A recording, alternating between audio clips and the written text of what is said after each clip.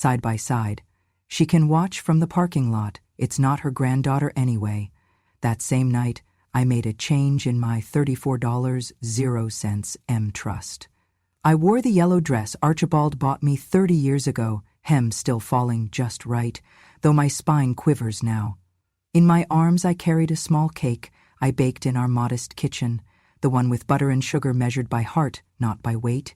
My hands, though older, still know how to fold frosting evenly. I imagined Lily's eyes lighting up when she saw it.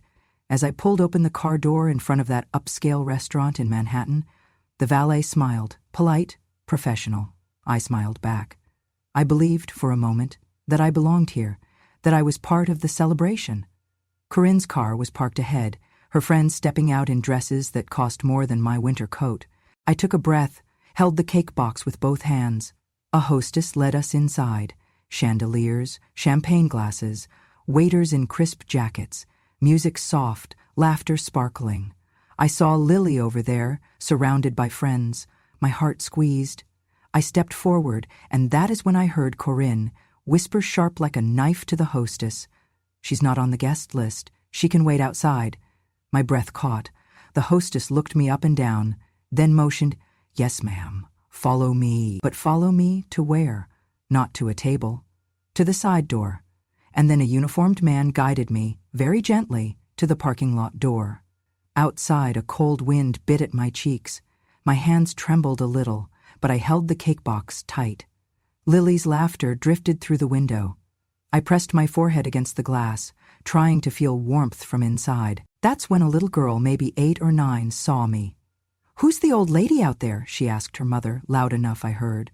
Corinne turned and said with calm cruelty, "She can watch from the parking lot. It's not her granddaughter anyway." That was the moment something old inside me stopped trembling. The shame didn't leave, but it hardened into resolve. Her words didn't just humiliate me. They revealed her strategy, to erase me without noise, to rewrite me as someone unimportant, unremembered. But Archibald had once told me, silence is not surrender, and dignity never begs. That night, I remembered. I stood there, frozen. The cake in my arms, the cold in my bones, and the shame in my ears.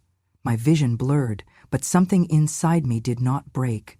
If you feel justice deserves celebration, smash that hype button. Let us keep stories like this alive, echoing far, far away. Your support helps us bring understanding and love to those who deserve it. Thank you so much. Keep listening.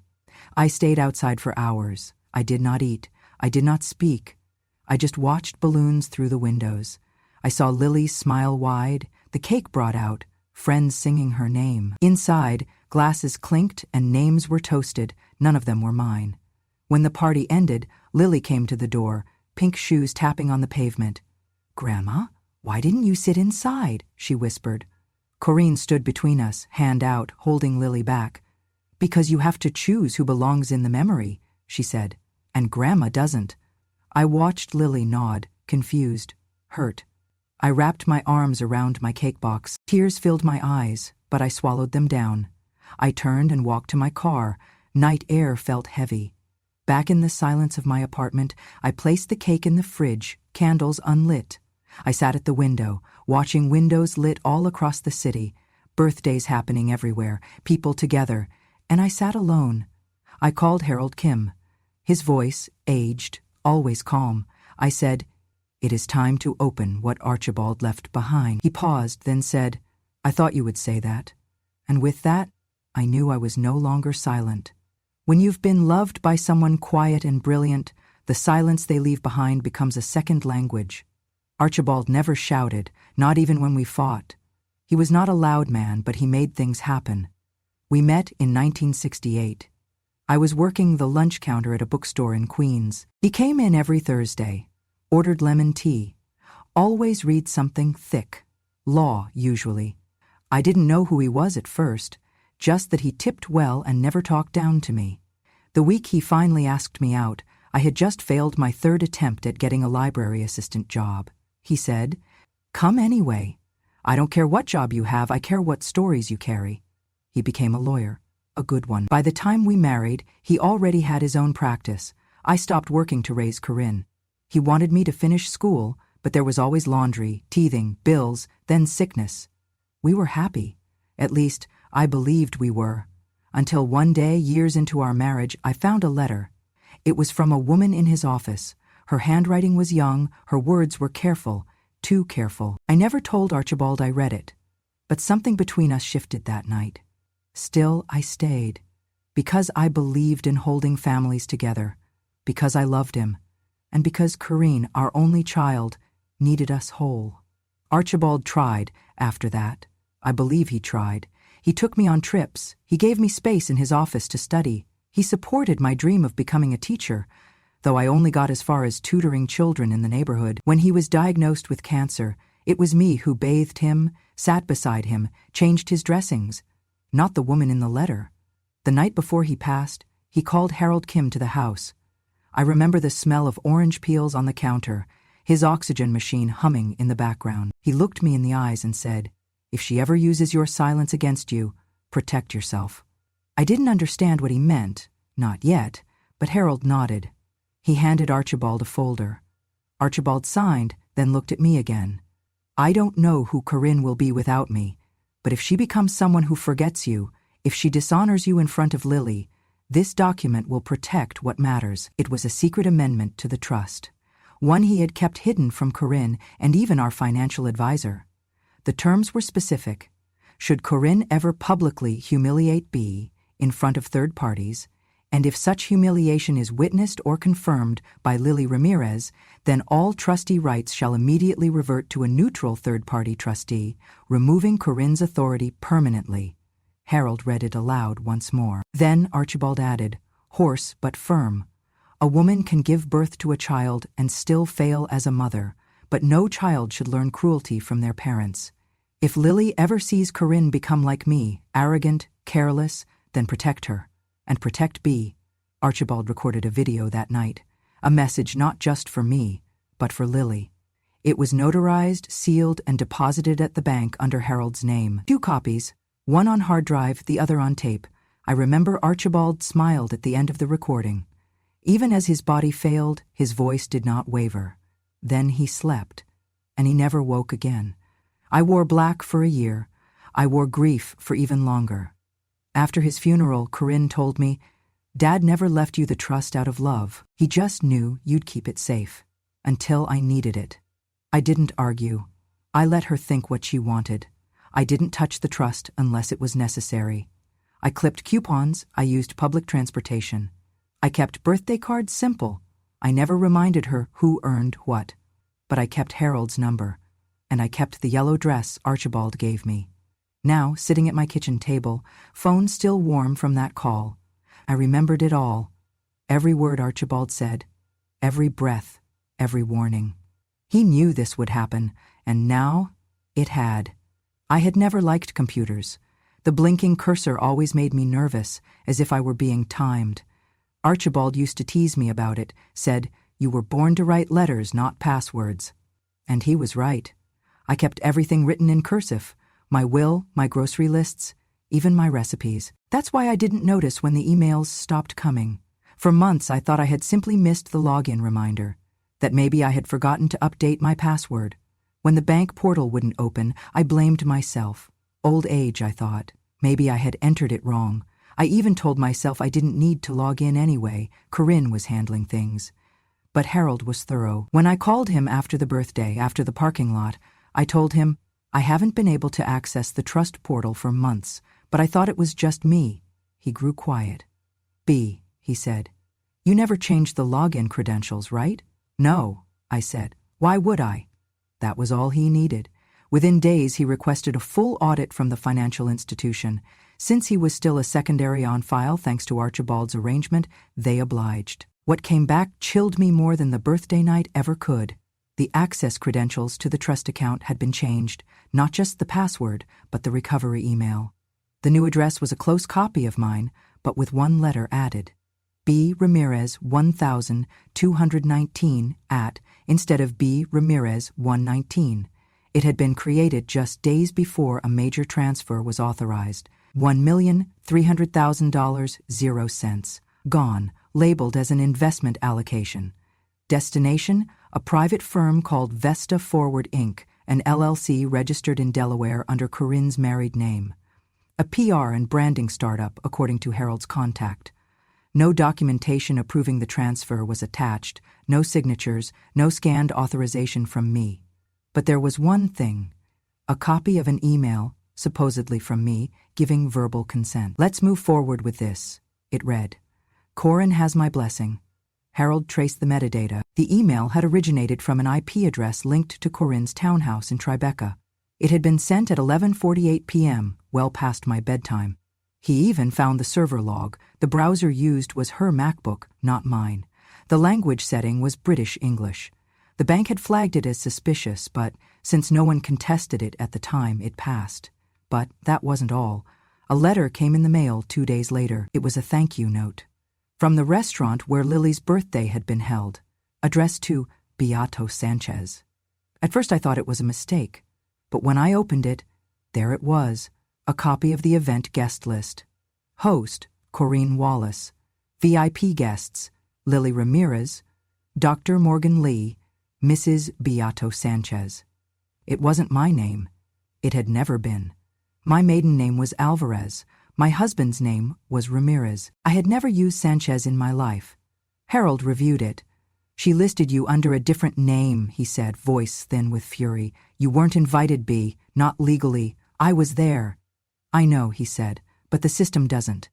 If this had gone to court and we had to verify attendance or familial connection through records, she had deliberately erased me.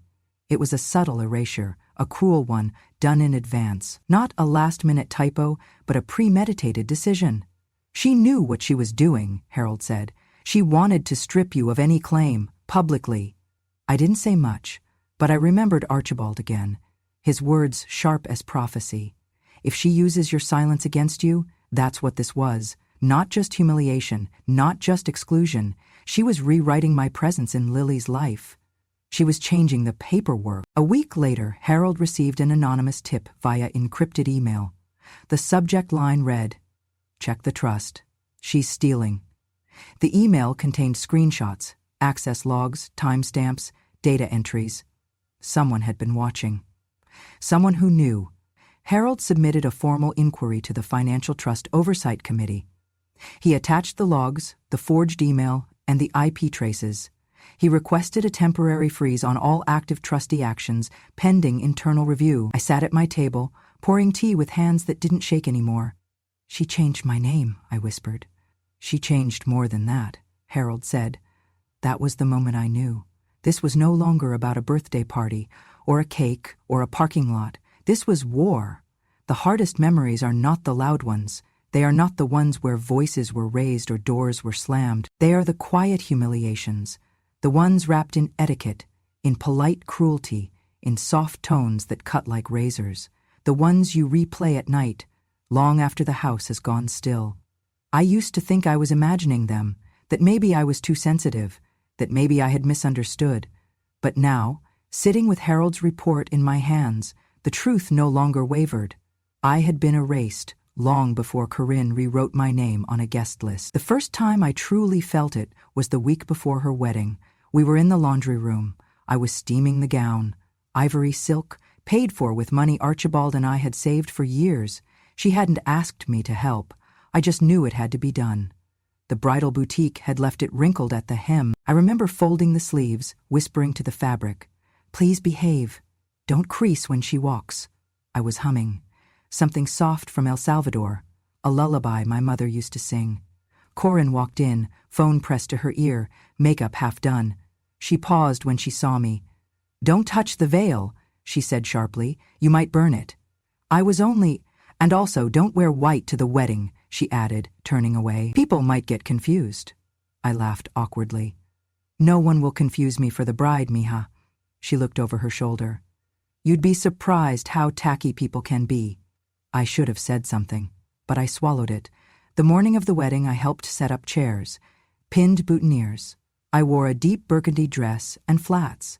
I didn't mind not being in the spotlight. I only wanted to be in one photo, just one. When the photographer came, I stood behind Lily, then only 7. I put my hand on her shoulder. The photographer raised the camera, but Corinne called out, Let's do family first, then extended family after. I froze. Family first.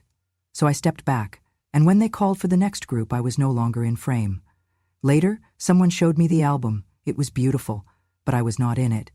At Lily's high school graduation, I made her a shawl, pale blue with white trim, hand-crocheted, each knot made while listening to her favorite music so I could pray with intention. Corinne told me the ceremony was family-only, limited seating. I watched it live-streamed on my iPad. I saw the seats. Rows of them. I saw Morgan and Elaine and the dog groomer, but not me. Afterward, Corinne texted me a photo. Thought you'd want this. It said, Lily, holding her diploma. Behind her, Corinne beaming. And in the corner, just a flash, you could see the shawl. Folded over Lily's arm. She hadn't worn it. At Christmas parties, if Corinne had guests over, she would keep me in the back of the house. She'd say it was better that way, so I could rest. But she would lock the door from the inside so I couldn't come out unless someone came to get me. I don't want you to feel overwhelmed, she would say. Once, a guest asked, Is your mother here? Corinne laughed. Oh, she keeps to herself. She's a little old-fashioned. That year, I ate dinner in the laundry room. Same place where I once steamed her wedding gown, she told me once. After a charity gala where I'd accidentally mispronounced hors d'oeuvres. You were a nobody in El Salvador. Don't embarrass me in New York. I hadn't meant to. I had tried to be polished. I had studied menus, watched YouTube videos on etiquette, practiced handshakes in the mirror. But none of it ever mattered. What mattered was that I stayed in my place, quiet, grateful, invisible. But I remembered everything, and now I understood why Archibald left the trust in my hands. Why did he make Harold the gatekeeper? He knew what pride could do to a person who confused education with wisdom and money with love. And now, with every insult replaying in my mind, I don't feel ashamed anymore. I felt purpose. I went into my closet, pulled out a small wooden box from the top shelf. Inside were letters, my teaching plans from when I tutored kids in Queens. Letters Lily had written me in crayon, a photo of Archibald holding Corinne the day she was born.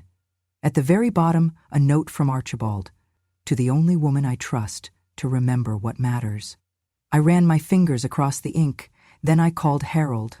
Find out who sent that anonymous email, I said, and prepare everything.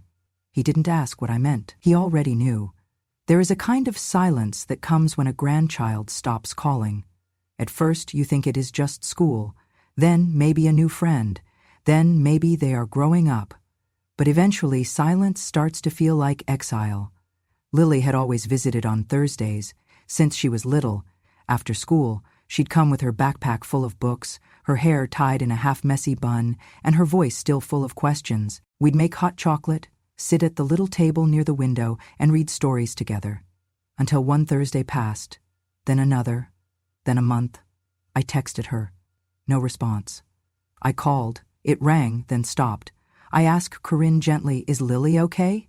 Corinne's answer was flat. She's busy, college prep, dance team, she'll call when she can. She didn't. Then one day a letter I had written weeks ago came back in the mail, returned to sender, the envelope torn, the card unopened. My hands trembled. That night I sat by the window, the same one Lily used to lean against, and whispered to the wind, I miss you, my sweet girl. The next day Harold called. I have something, he said. Something you should hear. I braced myself. But what I didn't know was that the real shock wouldn't come from Harold. It would come from Lily. It started when she came to my house unannounced. A rainy Saturday afternoon. No text, no call, just the soft knock of her hand on my back door, because she remembered the front one always sticks. She looked pale, her eyes puffy. Hi, abuela, she said, her voice shaky. I opened my arms, and she fell into them like she was 7 years old again. We sat on the couch. I made tea. She didn't speak for a long time. I just looked around. Her eyes landed on a photo of me and Archibald, then on the half-finished scarf I'd been crocheting for her. I found something, she said finally. Then she pulled out a phone, opened her audio recorder, hit play. It was her mother's voice, Corinne, talking on the phone. Calm, careless. No, I'm not worried about her. She's just a maid with a dead man's money. Once this transfer goes through, we'll close the account and be done. I sat still. Lily didn't cry, but her hands clenched. She said worse things, but this was the clearest part, Lily said. I recorded it 2 nights ago. She didn't know I was in the hallway. She reached into her bag and pulled out another envelope. She also tore this, she added. I found it in the trash. It was my letter. The one I had sent weeks ago, still folded, still sealed. The card with a watercolor bird on the front, my handwriting on the back. I thought you forgot about me, she whispered. Oh no, mija, I said. Never. I never would. She cried then. Quiet tears. The kind you only let go in the arms of someone who won't judge you for them. I believed her, Lily said, when she said you were mad at me, when she said you were trying to manipulate me. She told me you were jealous, that you didn't want her to succeed. I brushed her hair back. You were just a child trying to love both sides. She looked up at me, fierce now. Not anymore. She tapped her phone again. I sent the file to Harold. He has everything. He said there's a clause in the trust that if Mom disrespected you in front of me, it activates a change in control. I finished for her. Her eyes widened. You knew? Your grandfather did, I said. He saw the beginning of who she might become. Lily took my hand. Then let's finish what he started. That night, the silence between us shattered. We spoke for hours. About her childhood, about mine, about the moments Corinne had rewritten, reshaped, replaced. I told her about Archibald's last words, about the document, about the video. She listened. Then she stood up, wiped her face, and said, Tell Harold I want to testify. The next morning, I did not sleep. My memory replayed Lily's recording. I held Lily's phone close, listening to Corinne's voice, so calm, so cruel. Then I remembered Archibald's tape, tucked away under lock, unheard for years. Harold came early before the sun had fully climbed. He carried a slim briefcase and 2 sealed envelopes. I made coffee, shakily. The light from the window dappled across Harold's face. He looked older than I remembered, but resolute. We're ready, he said. We met in his small office, where shelves sagged with law books and folders marked Simaru. He unlocked one envelope. Inside was a thumb drive labeled Archibald Ramirez Testament.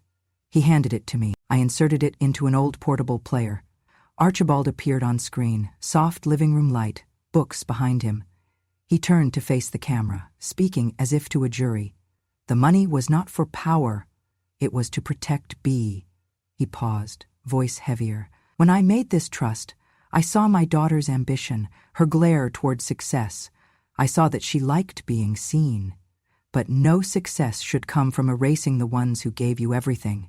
If she uses your silence, Bia, if she makes you invisible, I want you to have this recording.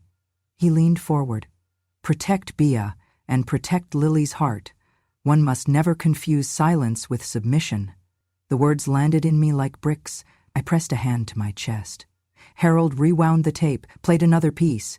Corinne's words from Lily's hidden recorder. My mouth opened, my heart rising. Then Harold played the video from the parking lot. A shaky selfie video, someone holding the camera from behind a car, flash flaring, a voice saying, Look, she's out there. Can you believe they made her stand in rain just to watch cake from outside?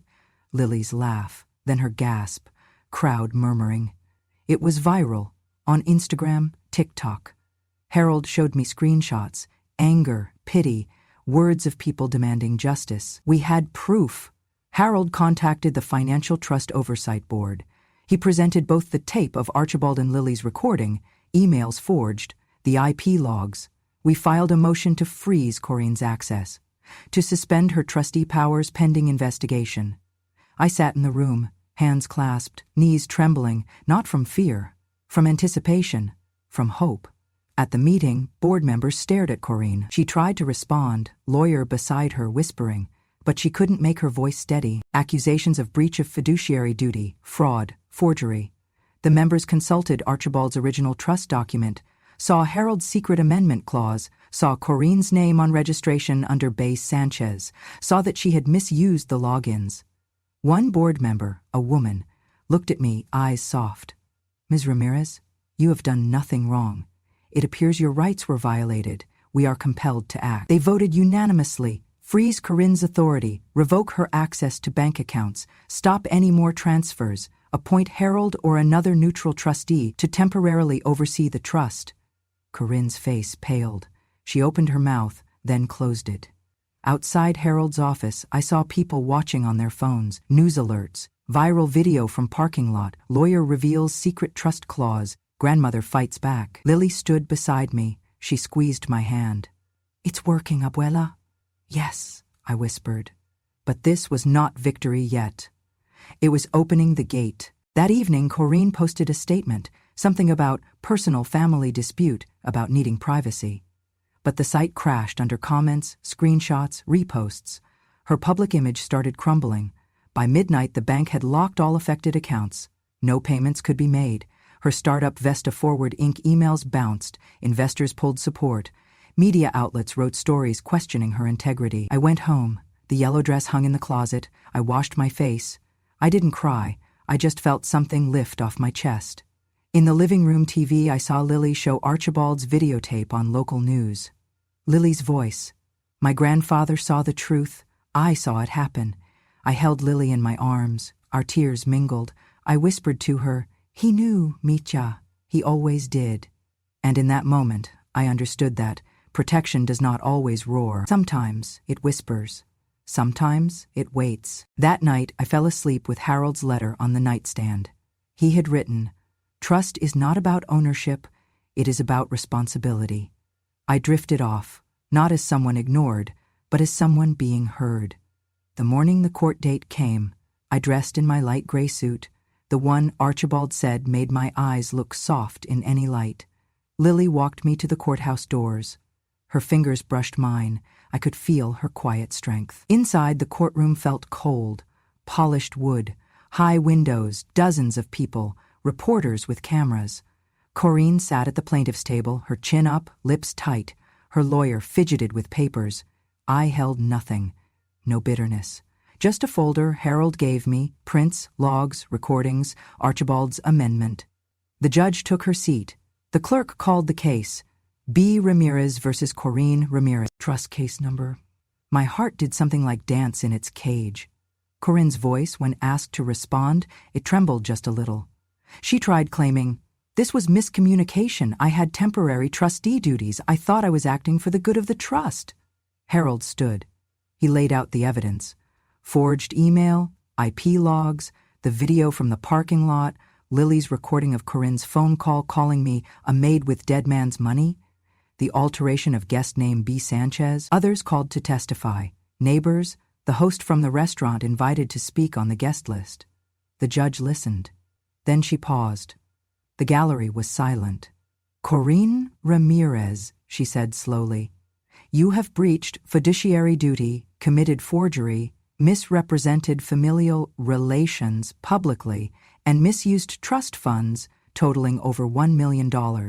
By virtue of the secret amendment contained in Archibald Ramirez's trust, these actions trigger automatic revocation of your trustee powers." Gasps. Corinne's lawyer opened his mouth. The judge raised a hand.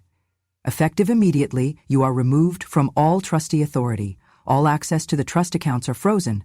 A neutral, court-appointed trustee will assume control. You will be required to reimburse any unauthorized transactions. You will face inquiries for your misuse." Tears glistened in Corinne's eyes. Not sorrow, but something like shock. Disbelief. Outside the courtroom, reporters whispered. Flashbulbs popped. The headline writers were already composing. PR queen destroyed by her own words. $34.00. M lost to humiliation. Within hours, social media exploded. Clips of the parking lot video, Lily's phone recording, posts with captions. She called her invisible. Now the world sees her? B's Justice investors started pulling back. Corinne's company, Vesta Forward Inc., lost its lead client. Press releases canceled. Board members distanced themselves. The firm's stock fell. Deals evaporated. The house of gloss and image cracked. Corinne left the courtroom in a black coat, hood down, face pale. I watched her descend the steps as Lily and I stood on the sidewalk. Reporters clamored, asking, "What do you think?"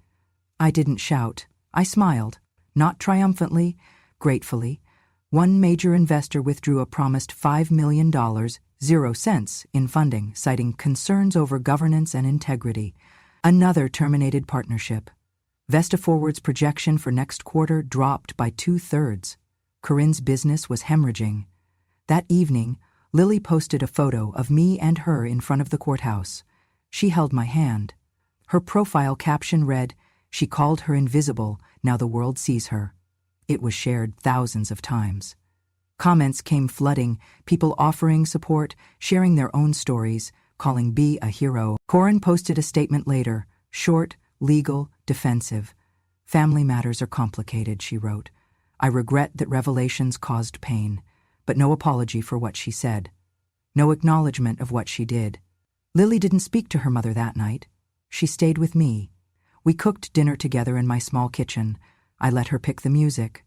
We laughed like we used to.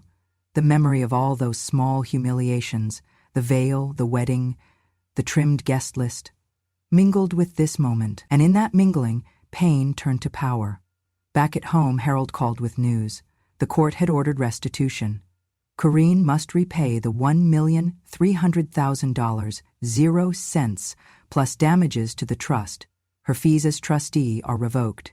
She must publicly admit wrongdoing as part of the court order, published in local newspaper and online legal gazette. If she fails, further penalties follow. I felt light. Relief, yes, but something more. I reclaimed what Archibald built. I reclaimed dignity, respect, truth. That night I lay in bed, Lily's hand in mine. I could hear the wind outside. I could hear the city lights pulsing. Somewhere a car passed. Lily's breathing next to me. In silence, I gave thanks. For Archibald's foresight, for Lily's courage, for Harold's steadfastness. For all the voices that finally heard. And when Corinne, somewhere behind locked doors, watched the news, she saw more than headlines. She saw that silence does not hide injustice. Truth does. The building wasn't grand. No marble, no gold lettering, just a brick facade with warm windows, old elm trees out front, and a hand-painted sign. B's room, a place to read, learn, and be remembered. It was the first center of its kind, free literacy and conversation classes for elder immigrants who'd been pushed to the corners, forgotten, told they were too late for anything. But I didn't want it to be grand. I wanted it to be safe. That morning, the ribbon ceremony gathered more people than I expected. Volunteers, donors, a few councilwomen, reporters from the story still trailing me. But I wasn't nervous. Lily stood beside me in a pale blue dress. She held the scissors for the ribbon. Before she spoke, she looked at me, just for a moment, and smiled. Then she said it. She never raised her voice, but she raised me. A silence followed, not awkward, reverent. She taught me that dignity isn't loud, it's persistent, and that silence doesn't mean weakness, it means patience. She turned to me, her eyes filled with something so deep it stopped the wind. Maya Wella didn't lose her voice, she saved it. For the day the world was finally ready to listen, applause broke, gentle, squealing. Then they turned to me. I stepped up to the small wooden podium. My hands didn't shake. I unfolded a letter. It was handwritten, in English, not because I needed to prove I could, but because I chose to. My name is Bier Ramirez. I was born in El Salvador. I came to New York with a suitcase, a baby, and a heart full of apology. I spent 40 years thinking silence was protection, that if I just endured, just waited, people would see my love. I paused. But sometimes silence becomes a shadow, and if we let them, people will leave us in that shadow, while they stand in the light made from our sacrifice. A few people gasped. I was told I wasn't educated enough, that I had an accent, that I didn't belong. I was told I didn't matter, that even the granddaughter I helped raise didn't belong to me, and for a long time I believed them. I looked out. Lily wiped a tear. But let me say this clearly. I did not come here to be erased. I may not have been born in applause, but I will not die in silence. The crowd rose. They didn't cheer wildly. They stood, like in church, with respect. Afterwards, they toured the small reading room. Oak shelves, soft lamps, worn dictionaries, ESL books, newspapers in Spanish, Mandarin, Vietnamese. One wall bore a quote from Archibald, "If silence ever becomes cruelty, break it." Near the window was a framed scarf, my old knitting. Below it, a plaque, "In honor of the quiet ones, who remember everything." That afternoon, my first class gathered, 5 women, all over 60. 1 from Haiti, 1 from Laos, 2 from Mexico, 1 from Bangladesh. Nervous, shy, holding pens like knives. I greeted them, "Welcome." They responded slowly, voices low. "Today," I said, "you will learn how to say your name like it is something sacred."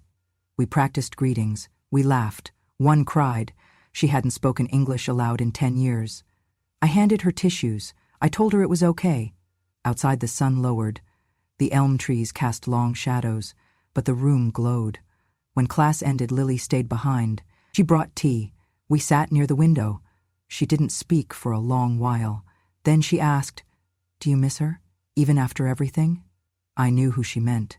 I looked out. "I miss the little girl she was," I said quietly, "but not the woman she became." Lily nodded. "She still hasn't apologized," she said. I smiled, but gently. "Some people don't know how," I said. "But I'm not waiting anymore."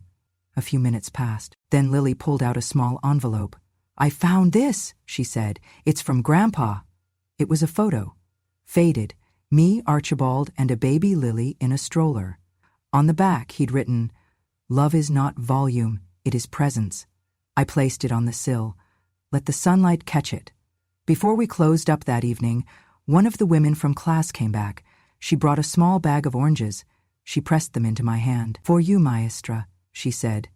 "You make me feel young again." I thanked her. She turned to leave, then paused. "You speak softly," she said, "but I hear you more than anyone." And she walked into the night. I stood in that doorway for a while. The city sounded far away. The air smelled of oranges and old paper and new hope. And for the first time in a very long time, I felt like the person I was always meant to be. Not invisible, not waiting, just me, _______. If this story moved something quiet inside you, you're not alone. Too many women like B have spent decades being spoken over, cast aside, or told to wait their turn, until there's no time left. But B didn't wait. She remembered. She rose, and she reminded us all, you don't need to raise your voice to reclaim your worth. If you believe voices like B's deserve to be heard, supported, and remembered, please subscribe to Grandma True Stories. We share real stories from women who've lived through betrayal, silence, and strength, and came out the other side with something to say. Hit that subscribe button, tap the bell, and let these truths echo far beyond the porch, because when a grandma speaks, the world should listen.